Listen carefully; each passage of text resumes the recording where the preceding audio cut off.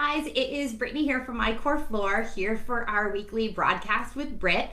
And this week, what we're going to talk about is self-soft tissue work and how it can actually help to improve symptoms like incontinence, urinary frequency, urinary urgency, and how you can actually, like I said, just do it yourself pretty easily. Now, you need to be patient with yourself when you're learning self-soft tissue work. So I tell patients all the time, there's a learning curve. Give yourself some grace with this because sometimes it's a little bit more complicated than I'm going to make it seem. I'm going to be like, oh, just put your finger in there and it's pretty easy. You're not always going to know what you're feeling for or if you're doing it right. So I'm going to give you some instructions to start really, really basic. So how you can use just your index finger to start to do some self-soft tissue work. That's pretty simple and can actually be pretty effective, especially if you're someone who deals with urgency and frequency, because sometimes if the muscles near the urethra are really irritated, that can actually lead to urgency and frequency symptoms. So if you're ever somebody who feels like, oh, I feel like I have a UTI, but you go get tested and the UTI test comes back negative and you're like, what the heck? I have these symptoms. I feel like I have to pee all the time. Sometimes that actually, guys, can be coming from pelvic floor muscle spasm. So that spasm irritates the urethra and it makes you feel like you have to pee, like you have to get rid of whatever's in there. So by doing a little self-soft tissue work around the urethra to the muscles in the front, that can actually help to decrease some of the symptoms. Also, sometimes too, with stress incontinence especially, you want that pelvic floor to be able to contract around the urethra to keep anything from leaking out. So quick reaction, you laugh unexpectedly, cough unexpectedly, a quick sneeze. You want those muscles to be like a backup plan, to be able to pinch quick and close off that urethra so nothing leaks out. Almost like pinching a straw.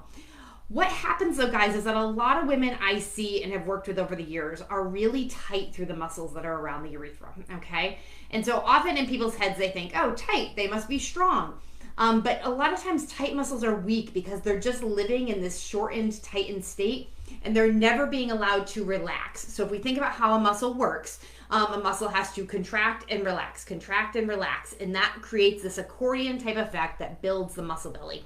So if we go back quick to my bicep example that I always use, if you want a strong bicep, you grab a weight, you start doing curls. As you curl up, the muscle shortens. As you curl down, the muscle lengthens.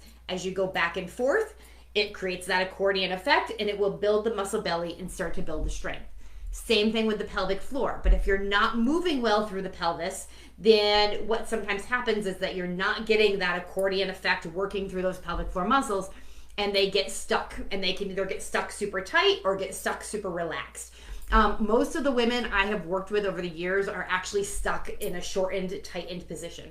So my other example that I always use when we think about needing that pelvic floor to contract and kind of pinch off that urethra is I think about a fist. So if as you're watching this, if you make a fist and then I say to you, well, squeeze it tighter. And you're like, well, Britt, I'm already squeezed. I'm squeezing as tight as I can. That's what happens to your pelvic floor. So if your pelvic floor is already shortened and tightened and just getting weak in this position, when you need it to go ahead and react, to squeeze a little extra to close off that urethra, it's got nothing left to give. It's already living at its end range, and so it can't give you that little extra oomph to pinch that urethra closed and shut anything out from coming out. So this is definitely a good technique that can be really effective if you are someone who deals with a lot of stress incontinence. So leaking with coughing, laughing, sneezing, jumping, those types of things. Sometimes that has to do with those pelvic muscles being spasmed, and part of it can do with your inability to kind of pinch that urethra closed. So how do we do it? There's a lot of different ways to do self-soft tissue work, and I do actually teach women a lot how to use a dilator for self-soft tissue work, and maybe we'll do that as like a part 2. I just want to start today as part 1, showing you how you can use your index finger to just do a really simple and really easy gentle release on your pelvic floor muscles to see if it helps with this stress incontinence and the urgency frequency. Another disclaimer before we start, this is not a guarantee of like, oh, if I do this one time, it's going to just be fixed. It's definitely something that has to be done repeatedly.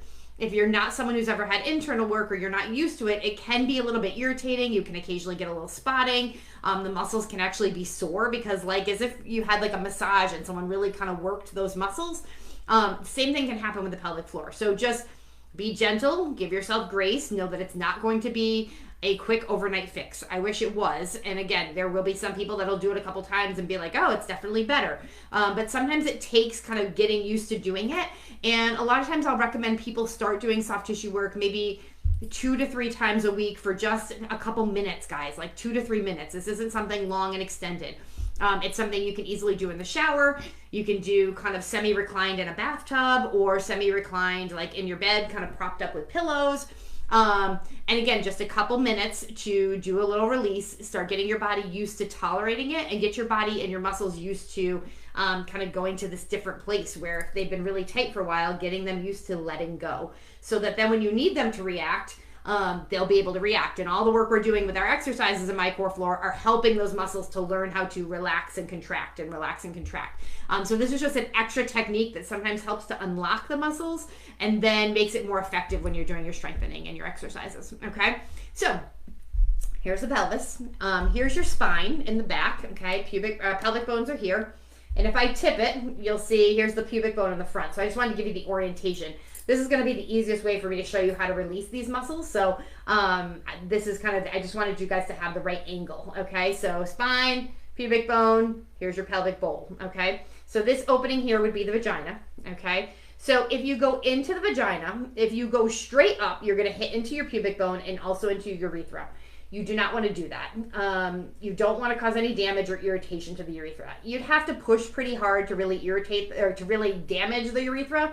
So I just tell women, when you go in, just don't push directly straight up, okay? So you're gonna go in and know that the urethra is there. You can kind of gently palpate, and if you touch it, you'll know, because a lot of times it'll make you feel like you have to pee, so you'll kind of know you're there. But what you're gonna do is you're gonna go in and you're actually gonna go off on a little bit of an angle. So kind of a 45, maybe not quite as much.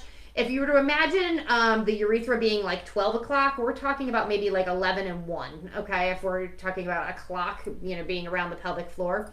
So you're going to go in and you're going to hit 11 and you're going to hit 1. And those are the muscles that border your urethra.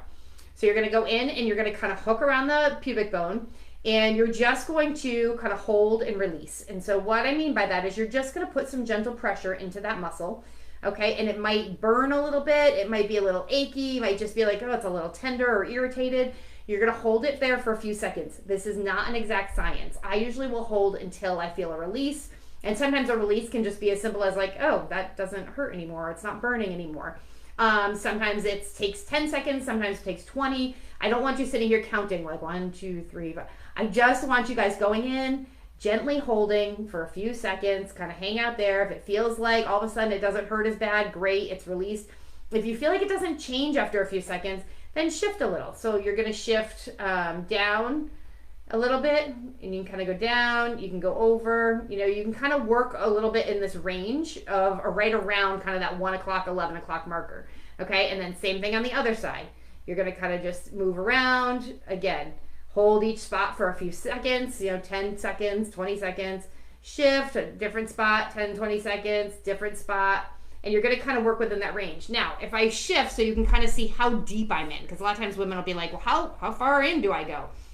I'm really only going in like 2 knuckles, guys. So I'm really coming in and just hooking around that pubic bone, okay? So there's your pubic bone in the front, okay? So I'm in and then hooking.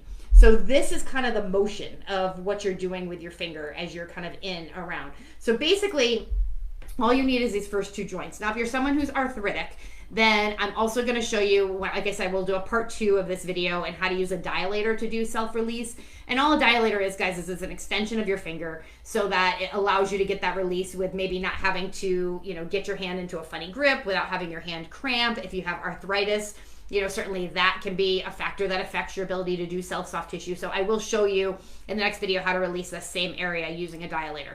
But your finger's a really easy tool. You can stand in the shower. A lot of times I have patients, I'll alter my video here, who will stand like in the shower, they'll put their foot up like on the edge of the tub, and then they can release, like I said, I'll just kind of slide down here. So then they can release pretty easily here, you know, in this position. Like I said, you can do it sitting down, you can do it kind of semi-reclined or in a bathtub, but you just want to be able to, again, kind of hook that finger around like this and get around that pubic bone, okay? And then from internal, you're just reaching here, and you're just, like I said, around that 11 and 1. You're kind of hitting both sides of the urethra. so you don't have to dig down towards the back or the sides. We're just going to start to release right next to the urethra, really gently. 2 to 3 minutes. Start with a couple times a week. If you go ahead and try this and you're like, what am I doing? I don't know what I'm doing. Private message me, comment below. I mean, we're all in the same boat. We're all here together. So don't feel like you can't comment below. That's part of the great thing about this community is we're all in this trying these things together. So if you have questions, like I said, you can private message me, you can email me, comment on the video. I can always review it again. And like I said, we'll do a part 2 using a dilator, and I'll give you guys some suggestions of what I like to use for dilators for some self-soft tissue release. But the self-soft tissue work can actually be really effective because even if you're seeing a pelvic PT, I teach these techniques a lot even with my one-on-one clients, because even if they're seeing me once a month or once every few weeks, sometimes they need that reminder in their tissues to relax, because there's a lot of parts of life that will cause us to spasm or tighten up. Even like that article from last week, stress can cause us to tighten up through the pelvic muscles. So these really gentle techniques I'm going to show you guys can be really effective in releasing the spasm, which can then in turn help improve some of your symptoms. So try it out. If you have questions, like I said, reach out to me at any point. Hopefully this is helpful. And again, we'll kind of address it, rehash it, and if people have questions, we'll again go over it. It's not an easy technique. It's not something I feel like, again, that we're ever told to touch our bodies. I have a lot of women who are like, you want me to do what? Guys, like some of the other videos, look at your vagina, feel what's going on down there.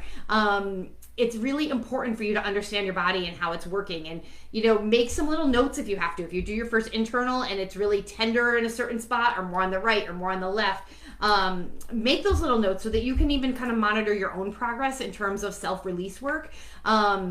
I really would encourage you to kind of do that and to try it out. And even if you're not someone experiencing, a ton of incontinence symptoms or prolapse symptoms, even just trying this technique, you're not going to do any damage. But see if you have any spots around your urethra that might be a little irritated or a little tight that could potentially, maybe lead to some problems later, that maybe doing some self-soft tissue work now could potentially help prevent that afterwards. So try it out. Let me know what you think. Have some grace with yourself, because no, it's not easy to do. And there's definitely a learning curve. So try it out. Let me know if you have any questions. Hopefully you guys are having a really good Friday and have a really fun weekend planned ahead. I actually have a sitting little mini program that I'm going to post in here after I get off the live that you guys can do as your little mini workout of the week, or if you've been sitting all day today, it'll be a good little reprieve that you can do at your desk. All right, hope you guys have an awesome day, and we will talk soon. Take care, guys.